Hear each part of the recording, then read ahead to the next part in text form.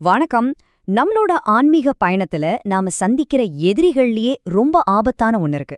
அது என்ன தெரியுமா? ஆச்சரியம் என்னன்னா, அது வெளியிருந்து வரதில்ல, நமக்குள்ளேயே தான் ரொம்ப சாமர்த்தியமா ஒளிஞ்சிட்டு இருக்கு. இன்னைக்கு நாம விசுவாசிகளை குறிப்பா டார்கெட் பண்ற அந்த ஒரு வஞ்சகமான விஷயத்த பத்தி தான் பார்க்க போறோம். அதுதான் மதப்பெருமை. இப்ப புனித பேதுருவோட இந்த எச்சரிக்கை யாருக்கு நினைக்கிறீங்க? இது அவிசுவாசிகளுக்கு இல்லைங்க. இது நமக்காக, விசுவாசிகளுக்காக கொடுக்கப்பட்டிருக்கு. ஏற்கனவே விசுவாசத்தோட பாதையில நடந்துட்டு இருக்கவங்கள தான் அந்த கர்ஜிக்கிற சிங்கம் சுத்தி சுத்தி தேடிட்டு இருக்கு. இத மனசுல வச்சுக்கிட்டு வாங்க இதுக்குள்ள இன்னும் ஆழமா போலாம். சரி, முதல்ல இந்த ஆன்மீக ரீதியான அச்சுறுத்தல் எங்கிருந்து வந்துச்சு, அதோட உண்மையான ஆரம்பம் என்ன, அதோட குணம் என்னன்னு கொஞ்சம் அலசி பாப்போம். பெருமைங்கிறது சாதாரண விஷயம் இல்ல.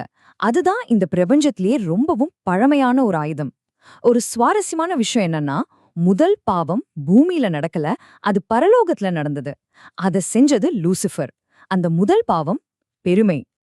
அப்போ லூசிஃபர் எப்படி வீழ்ந்தான், அதுக்கு காரணம் என்ன? ஏசாயா புத்தகத்துல ரொம்ப தெளிவா சொல்லப்பட்டிருக்கு. அவன் சொன்ன நான் செய்வேங்கிற அகங்காரமான வார்த்தைகள் தான். இந்த வார்த்தைகள் தான் ஒரு காலத்துல ஒளியின் தூதனாய் இருந்தவன கடவுளோட எதிரியா மாத்துச்சு. பாருங்க, இதுதான் பெருமையோட பயங்கரமான குணம். அது நம்மள உள்ள இருந்தே அழிச்சிடும். மதப்பெருமைனா அது வெளிப்படையா சேர கலகம் கிடையாது. அது ரொம்பவும் நுட்பமானது. ஒருத்தரோட விசுவாசமான இதயத்துக்குள்ள இது ஒரு புண்ணியமான காரியம் மாதிரியோ இல்ல ஒரு அத்தியாவசியமான தேவை மாதிரியோ வேஷம் போட்டு நஞ்ச கலக்கிற ஒரு வஞ்சகம். புனித பேதுரு கர்ஜிக்கிற சிங்க பத்தி எச்சரிக்கிறதுக்கு கொஞ்ச நேரத்துக்கு முன்னாடி இந்த வசனத்தை சொல்றாரு. இது சும்மா ஒரு தற்செயல் நிகழ்வு இல்ல. அவர் ஒரு முக்கியமான விஷயத்தை இங்க இணைக்கிறாரு.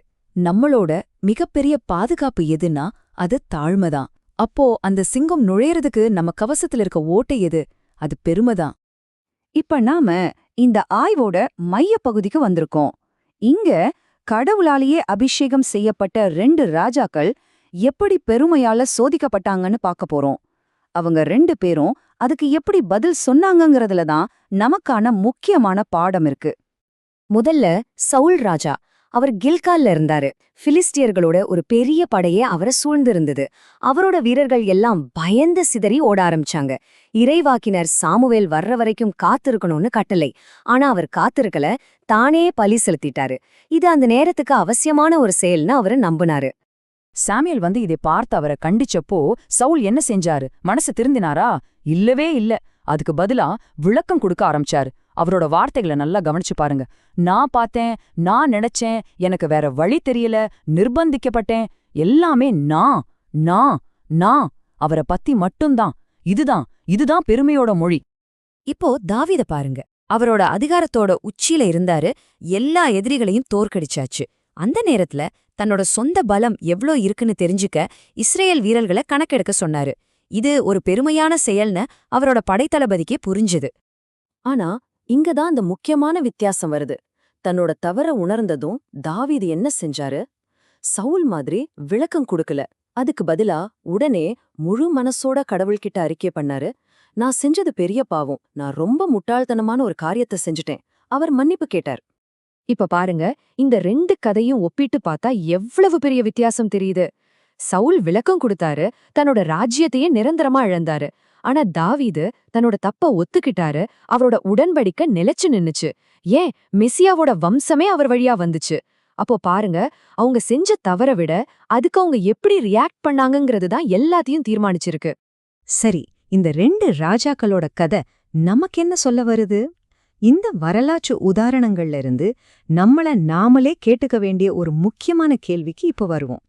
இங்க நாம கேட்க வேண்டிய முக்கியமான கேள்வி, நீங்க பெருமை உள்ளவரா அப்படிங்கிறது இல்ல. ஏன்னா பெருமை உள்ளவங்க அது எப்பவுமே ஒத்துக்க மாட்டாங்க. உண்மையான கேள்வி இதுதான். யாராவது உங்களை திருத்த முயற்சி பண்ணும்போது அதுக்கு நீங்க எப்படி பதில் சொல்றீங்க? இது ரொம்ப எளிமையான ஆனா ரொம்ப ஆழமான ஒரு உண்மை. நம்மளோட பதில்தான் நம்ம ஆன்மீக முடிவை தீர்மானிக்க போகுது. நாம விளக்கம் கொடுத்து சவுலோட சிம்மாசனம் மாதிரி உடைஞ்சு போக போறோமா, இல்ல தப்ப ஒத்துக்கிட்டு தாவீதை போல நிலைச்சு நிற்க போறோமா? இந்த தேர்வு நம்ம கையில தான் இருக்கு. சரி, பெருமையோட ஆபத்து எல்லாம் பார்த்தோம். ஆனா கதை இதோட முடியல. இந்த அச்சுறுத்தலுக்கு ஒரு தீர்வும் இருக்கு, ஒரு நம்பிக்கையான பாதையும் இருக்கு. அத பத்தி தான் இப்போ கடைசி பகுதியில பார்க்க போறோம். ஆரம்பத்துல கர்ச்சிக்கிற சிங்கம் பத்தி பார்த்தோம், ஞாபகம் இருக்கா? இப்ப திரும்பவும் அதே சிங்கத்துக்கு வருவோம், ஆனா ஒரு வேற கோணத்துல. தானியல் தன்னோட தாழ்மையாலையும் விசுவாசத்தாலையும் சிங்க குகையில தூக்கி போடப்பட்டப்போ கடவுள் தன்னோட தூதரை அனுப்பி அந்த சிங்கங்களோட வாயம் மூடிட்டாரு. ஆமாங்க, நம்மள சுத்தி வர அந்த சிங்கம் நிஜம்தான். ஆனா தானியேல பாதுகாத்த அந்த சர்வ வல்லமையுள்ள கடவுள் முன்னாடி அதுக்கு எந்த சக்தியும் இல்ல. அவர் இன்னிக்கும் தாழ்மையுள்ளவங்கள பாதுகாத்துட்டு தான் இருக்காரு. இந்த ஆய்வை புனித பேதுருவோட அதே அதிகாரத்திலிருந்து வர்ற இந்த அற்புதமான வாக்குறுதியோடு முடிச்சுக்கலாம். பெருமையால நமக்கு ஏற்படுற எந்த ஒரு சேதத்தையும் கடவுளோட கிருபை சரி பண்ணிடும். அவரே உங்கள மீட்டெடுப்பார், உறுதிப்படுத்துவார், பலப்படுத்துவார், நிலைநிறுத்துவார். அப்போ கடைசி கேள்வி இதுதான். நீங்க உங்க சொந்த பலத்தையும் உங்க விசுவாசத்தையும் நம்ப போறீங்களா? இல்ல அந்த சிங்கங்களோட வாயே கட்டி போட்டு நம்மள நித்திய மகிமைக்கு கூப்பிட்டவரோட விசுவாசத்தை முழுசா நம்பி சார்ந்திருக்க போறீங்களா? இந்த கேள்விக்கான பதில யோசிச்சு பாருங்க.